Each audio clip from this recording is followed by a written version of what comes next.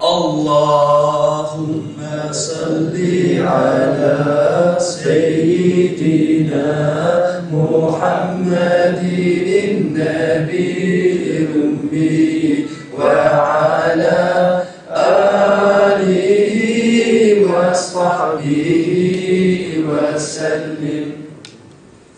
Onu anmak aynı zamanda onu anlamaktır. Onun yolunu anlamak, siretini kavramak ve hayatı onun yoluna göre yeniden şekillendirmektir. O Nebi'yi anlamadıktan sonra anmanın anlamı yoktur.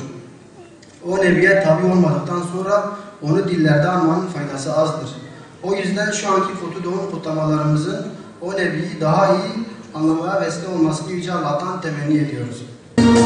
Mekke vadileri sızlar, sular mazlum, mazlum çağlar, akıyor gözlerden yaşlar, neredesin ya Resulallah, akıyor gözlerden yaşlar, neredesin ya Resulallah.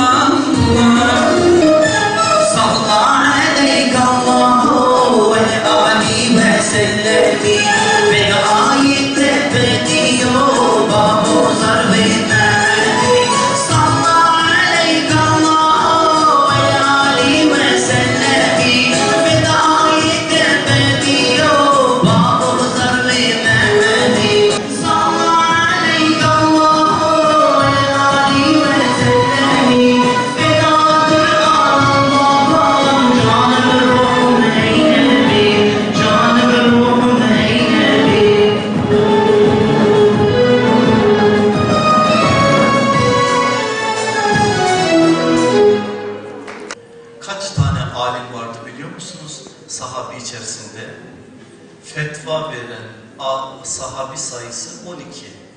İbn-i Kayyim'e göre 17. Yükseltin biraz sayıyı, şöyle biraz orta ölçekte, az ölçekte fetva verenlerden dahil 100 taneyi geçmezdi alim sahabi. Ama biz adını bilelim ya da bilmeyelim, sahabe ordusundan bahsettiğimiz zaman alimler ordusundan bahsetmeyiz ama amiller ordusundan bahsederiz. Onlar alim değildi ama amildi. Bildiklerini yaşayan, bildiklerini hayata aktaran, hayatın içerisinde o ilimle belli bir seviyeye gelen insanlardı. Dolayısıyla bu manada bizden istenen ilim değildir, kifayet miktarı ilimdir.